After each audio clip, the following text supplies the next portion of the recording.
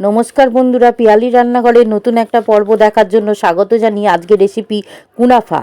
তোমরা দেখো, খুব ভালো লাগবে। তো চলো শুরু করি।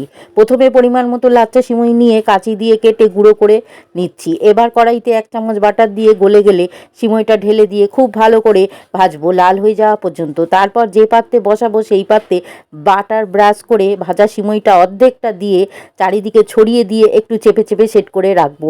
এদিকে 250 নর্মাল দুধ নিয়ে তাতে 2 চামচ কর্নফ্লাওয়ার, 3 চামচ চিনি দিয়ে মিশিয়ে তারপর কড়াইতে দিয়ে নাড়বো।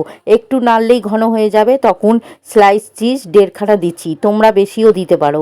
এবার আরও একটু ঘন হয়ে গেলেই নামিয়ে সেট করে রাখা সিমইয়ের ওপরে ঢেলে দেবো চারিদিকে।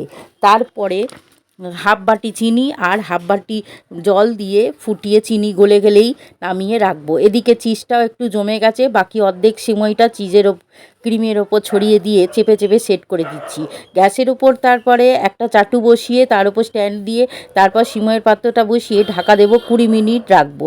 তারপর নামিয়ে যে রসটা বানিয়ে রেখেছিলাম সেটা তার উপরে চারিদিকে ছড়িয়ে দেব। তারপর চারিদিকে বাদাম কুচি দিয়ে একটু সাজিয়ে নিচ্ছি আর 2টো কাজু দিলাম মাঝখানে। তারপরে গুঁড়ো দুধ চারিদিকটা ছড়িয়ে দিচ্ছি, তাতে খেতে অনেক সুন্দর লাগবে।